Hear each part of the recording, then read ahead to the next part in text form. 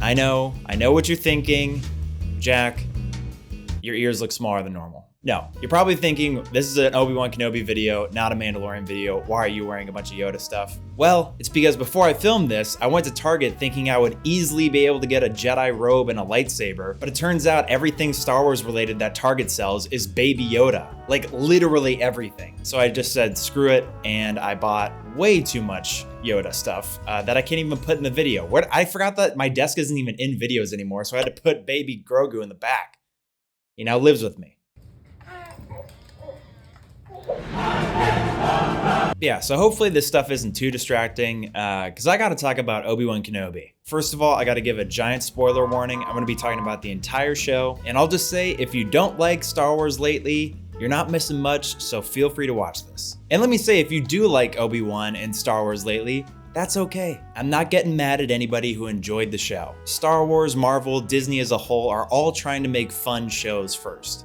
Well, they're trying to make money first, but they are trying to make fun shows to a degree. That being said, while watching Obi-Wan Kenobi, I did not have fun. In fact, it was borderline torturous to have to rewatch this garbage TV show for this video. The reason I want to talk about Obi-Wan Kenobi specifically and not like Book of Boba Fett is because as far as hype goes, I think most Star Wars fans were looking forward to this show the most. There was no better opportunity for Star Wars to bring it, and I was so excited to watch it until the day I saw it.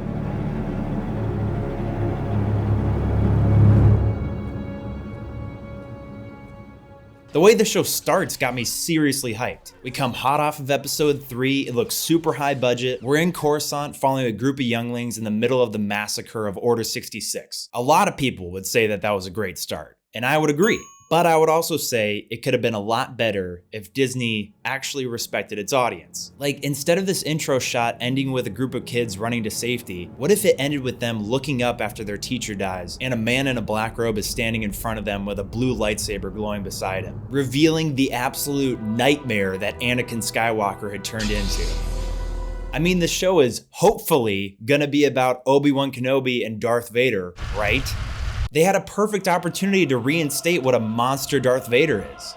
But even with that opportunity missed, it was still a pretty good intro, but the descent into one of the worst, most eye-rolling, ridiculous shows I've ever seen begins almost immediately after.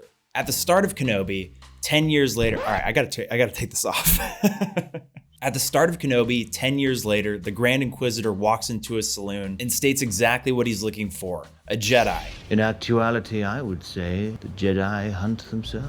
Which we, the audience, don't even know if there's one in there to begin with. Then he begins his generic, I'm a bad guy speech towards a character who's basically an NPC store owner who has zero influence on the story being told. What bugs me is this scene has zero tension. Just making somebody look innocent and sweaty does not earn concern from the audience. Bars. I was trying to figure out why exactly there was no tension in this scene, so as a comparison, I rewatched Inglourious Basterds' opening scene. It's almost an identical premise for an opening. In both scenes, we have just been introduced to these characters, but the tension in Inglourious Basterds is real. We see a couple of shots with this man communicating to his family, showing concern, making sure they're safe because, as we know, Nazis kill people. We also know that the Empire kills people. In this scene, the Nazi doesn't walk in and announce his exact intentions. The Nazi is friendly and cordial, complimentary. He just wants to have a simple chat. He has a conversation about Jews that lived near him in the past. Oh, please, Monsieur Lapetit, this is your house. Make yourself comfortable. His friendliness is in direct contrast to the consequence if this man were to lie to him. A pan shot reveals that right underneath them, the farmer is in fact hiding Jews. And then the Nazi uses an analogy to get across the fact that he knows that he's hiding them. You're sheltering enemies of the state, are you not? And then you see the pain this man goes through deciding to give them up for his own family's sake. That is how you build tension. Going back to Kenobi, a Jedi is revealed to be in the saloon by Reva throwing a knife at the barkeep, and the Jedi uses the Force to stop it. And the first hilariously bad chase scene starts. This guy didn't grab him for some reason, and then they can't get around this minor debris. So why did Reva throw the knife? Isn't it obvious? She's a reckless hothead that needs results. And that's how all bad guys are in this show. Angry. Everyone's always angry. Move aside. This place is beneath us. That seat is mine. can't sit here. Or you'll be punished. Because they're Empire and they're bad. Even though like half of all good guy Star Wars characters were on Empire at some point. Flat, unreasonable anger has got to be the easiest and most direct way to get an audience to dislike a character. So why not make that their emotional setting 24/7? I'll tell you why. It makes them all predictable, bland, and super boring. I know that every word that comes out of this alien Asian dude's mouth is gonna be angry, because that's the only emotion that they wrote into his character. No! And what's worse about these main bad guys being pissed all the time is that their anger has no payoff. We don't see these four evil, villainous, moralist bad guys kill one person on screen. Not just in the saloon, in the entire fucking show. Yes, you see Reva kill one person, and it's a random guy in a speeder called Wade. Doesn't even fucking burn. I should say that most characters in the show are one-dimensional. Bad guy is angry, rebel is brave, poor guy is sad, Leia's dad is perfect father. And the dialogue suffers massively for this. Lines in the show are shallow and vapid. Right off the bat, you have the stereotypical mean boss, which is overused in Star Wars to begin with, and he only pays half because he can. And you have the poor worker just saying the generic line, "Please, I have a family." And of course, you never see that character again. Then there's this random Jedi kid that comes up to Obi-Wan and says vague lines like, "You have no idea what I've been through, but I have nowhere to go. What about the fight?" The kid speaks in such generalities, and we learn zilch about the character before he dies in a parachuting accident. And I couldn't care less. Were we supposed to have a connection with this character? I don't even remember his fucking name. Also, Disney had to show him all tied up like that. Like, they couldn't show him hanging. Have the producers of this show seen Star Wars in the past? It gets pretty brutal.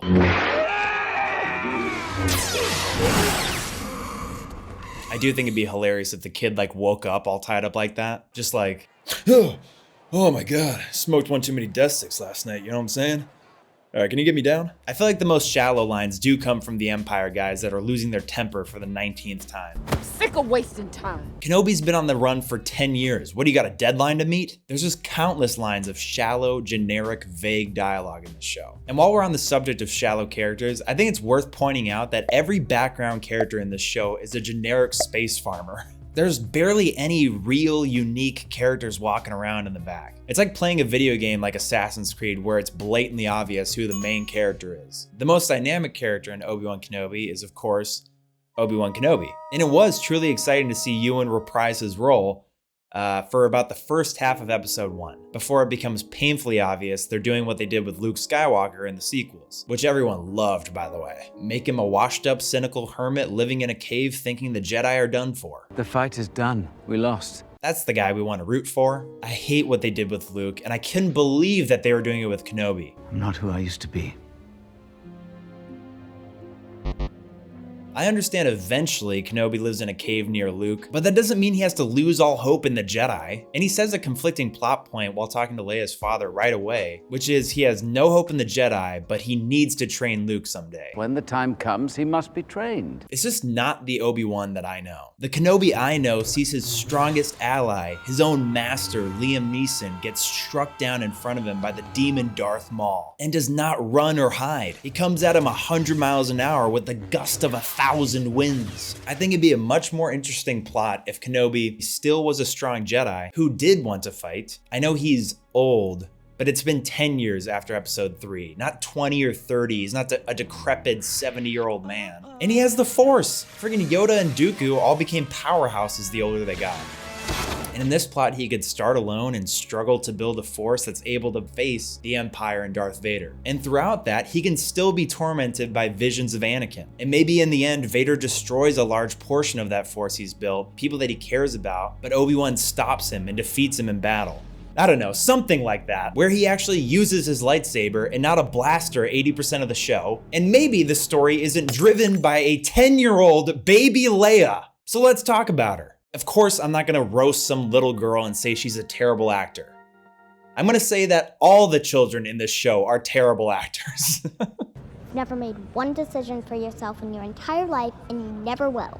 But I don't think that's mainly the kid's fault. I would blame that mainly on the director. I actually blame the entire kerfuffle of this show on Deborah Cho and the producers, but more on that later. I gotta start off by saying, holy shit, I'm tired of the Leia storyline. The actress died 6 years ago, rest in peace Carrie Fisher, but they just keep trying to resurrect parts of her story. In The Last Jedi, she's some crazy ice witch. She's now also a Jedi herself. She's somehow in like 30 minutes of The Rise of Skywalker with no significant lines. No. She's also in Rogue One, which actually made sense, and now she's in every single episode of Obi-Wan Kenobi. Look, since I met you, I've been chased, shot at, I almost fell to my death, and now there are inquisiting people after us. And this poor girl that has to play her lines are just written so bad. And also the way that she reacts to the situations that she's put in is not how any child would actually react. I mean, she is kidnapped to a criminal planet by dangerous space bandits. She's barely frightened, and when she finally gets rescued by Obi-Wan Kenobi, she's all bubbly with no fear and not a sliver of urgency. This place is incredible. Can I try this one instead? Huh? Make me float. You sound like my parents. I want to float. And some might say, well, that's because Leia is the bravest, baddest princess around. She's fucking 10. Every kid would be terrified out of their gourd being in that situation, you dumb fuck. Also, the way that she gets into this whole predicament is ridiculous. And by that, I mean the hilarious chase scenes in this show. I've never seen a show try this hard to make a chase scene seem logical. 3 adult men start to chase a 10-year-old girl they started 2 feet away from. Oh no, this shin-high branch is in the way. Oh no, a branch I could easily duck under. I trip, oh clumsy me. Ah, a tree I could easily go around. The same thing that happens in the city with Obi-Wan chasing her. And that continues into the comedy goldmine of the rooftop chase, with Ewan shouting Leia 87 times. Leia! Leia! Leia! Leia! Leia! Leia! Leia! Leia is somehow getting away, moving a mile an hour. Look how slow she's moving. She's tiny. She's literally moving this fast. Get away! Get away! A dude in an alligator costume with the worst aim is shooting at them. Reva is slowly doing parkour over obstacles that are not in her way.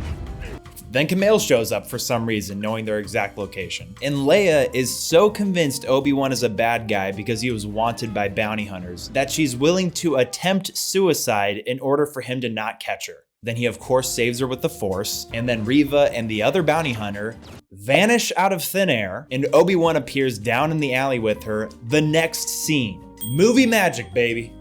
I just couldn't believe that this story about Obi-Wan Kenobi and Darth Vader was going to involve so much of baby Leia. God. I'd argue that baby Leia and the third sister have combined more screen time than Obi-Wan and Darth Vader in the show Obi-Wan Kenobi. Real quick, I gotta jump back to that alligator. I understand people got sick of the CGI in the prequels and wanted more practical aliens and costumes in the sequels. I was in that boat and they carried that into the TV series. But some of these costumes have gotten to like Sesame Street level practical, looking like damn minor league baseball team mascots, the Laser Gators. When I see a character like that, all my brain is telling me that there's a guy inside that costume sweating bullets and it's getting into his eyes. No wonder he has impossibly bad aim. I just threw up in here, people. That's the reality.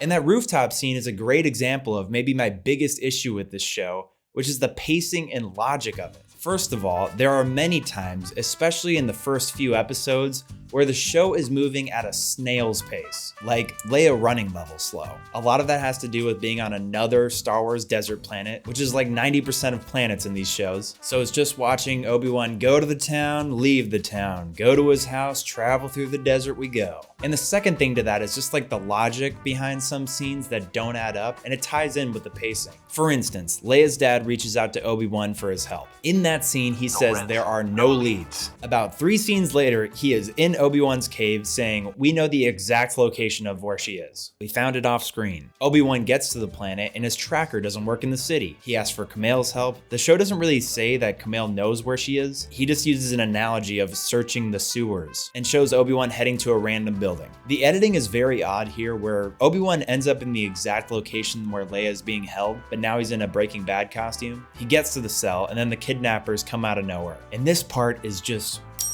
When Obi-Wan is being held up with 2 guns to his head, he holds up a bomb, he shows it to Flea, and he gets the entire line out, "Everybody bleeds," and smashes it on the ground, allowing him to escape. Either they're the worst bad guys on the planet, or that is some of the worst directing I've seen setting up that scene. Doesn't matter. There's another scene in that episode where Reva kind of absorbs Obi-Wan's location from Kumail, but she doesn't do that to Uncle Owen in episode 1 when she was going to literally kill his family off of a hunch. Tell me where the Jedi is, or this man and his family die. There's just so much shit like this, and I gotta start jumping around to get to some of my favorite bits. There's a scene in episode 5 where Obi-Wan turns himself over handcuffed to fight without a lightsaber. And the next scene is him breaking out off camera and killing a bunch of stormtroopers. There's actually quite a bit of that in this show where somebody is confined and then they just get out of the situation. No clever tricks, usually just overpowering the captors. There's another scene where bearded Obi-Wan is escaping an Imperial base in the world's most obvious disguise. One of my favorite scenes of dialogue in the show is working with Ice Cube's son, and at the start he doesn't want to help Obi-Wan or Rebel Girl. Get him on the first transport out of here. That's not my problem. And within one line of dialogue, Obi-Wan changes his entire mindset. You've no idea what the Empire is capable of. I had a wife once, and the Inquisitors found her anyway. So I know exactly what the Empire can do. Look, if you want my help, you got it. Wait, what? Was that a Jedi mind trick? There's actually a kind of interesting scene where Darth Vader throws Obi-Wan into a pit of fire, but then you realize he just kind of burnt his shoulder a little bit. And that doesn't come up in the show ever again. But what's weird is Darth Vader force pushes the fire out so stormtroopers can go capture him. Then this lady reignites the fire and Obi-Wan gets away by a slow-moving robot. Vader just force pushed the fire out again. Now we'll never find them. There's also this pretty badass scene where friggin' Vader takes out an entire ship as it's taking off, but then the wool gets pulled over him because there was another ship right behind it, yeah! Vader, just pull that one down too? No? Okay, all right. There is an exhausting amount of these scenes that are just illogical. Now, right after that scene is when Reva rolls around and attacks Darth Vader. And I think now is a good time to talk about her.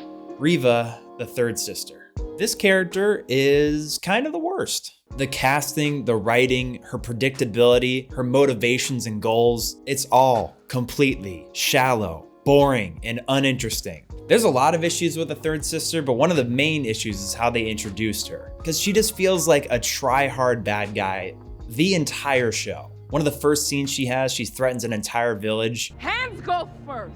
That way, when you reach for anything, You think of us. Oh God, that line is so lame. You could also say that about anything. And legs go second. That way, when you try to walk, you think of us. And your head goes third. That way, when you try to eat, you think of us. And then some lady actually speaks up like, we have rights. We're not under the Empire's. And then she cuts off her hand. By the way, that scene is like half a second long because that's too graphic for Disney. You can feel the show trying to make you think that she's actually intimidating because she's so angry all the time. What will she do next? Cut off that farmer lady's other hand? And then there's this super cringy scene where she's interrogating Owen. Farmer, right? Yes, all of us are farmer NPCs. And then she asks if he's got a wife and kids and does one of these things. I like that. I like that. It's important. Ugh, I feel like Michael Cera could be a more imposing figure. This is my woman. You stay away from her or I'll kill you where you stand. Okay, I'm sorry. Just go. Get out of here or I'll kill you where you stand. The other day, I finally watched No Country for Old Men, and Javier Bardem's character plays a ruthless psycho hunting down Josh Brolin's character. Very similar to the dynamic of Reva and Kenobi. But this guy, he's actually super scary. You see his violent acts towards people that get in his way. He's mainly silent, but when he does speak, it's mysterious and threatening. Like at any moment, he's ready to snap and murder whoever he's talking to. That's the way you won't put it. I don't have some way to put it. That's the way it is. I could not imagine a person talking about Reva's performance and actually thinking it's intimidating or scary. You think you could protect them from me? Especially when you don't see virtually any evil outcome or violence followed by this directionless anger. And they even said out loud in the very first episode, Reva is going to become a good guy by the end of the show. It's so painfully predictable, like all the bad guys bully her, and sometimes the bullying doesn't even make sense. The bad guys just reject everything she says. He's in one of the mining systems. You do not know that. What? She reminds me of Prince Zuko, how mad she is all the time. But in Avatar, we know why Zuko's mad the whole show, so we can actually resonate with that anger over his father's disapproval. That's partially why we root for him when he defeats Commander Zhao, even though he's still hunting our main protagonist Aang. In Obi-Wan, we don't know the real reason why Riva is angry all the time until one of the last episodes. And when it's revealed, it still doesn't make total sense why she's so mad at Kenobi. The whole time before that reveal, I was like, this is such lazy writing. They're just making this character angry all the time because her coworkers hate her and she's trying to prove herself. But why the fixation on Kenobi? It extra proves herself? It turns out she's trying to betray Darth Vader and she's willing to do anything to get close enough to him, even handing over Kenobi. I think maybe it's because she was mad that Kenobi wasn't there to save the younglings. Why didn't you save us? Well, he was a little busy killing a 4 lightsaber wielding cyborg that just so happened to be the leader of the droid army. So you're welcome. Enough.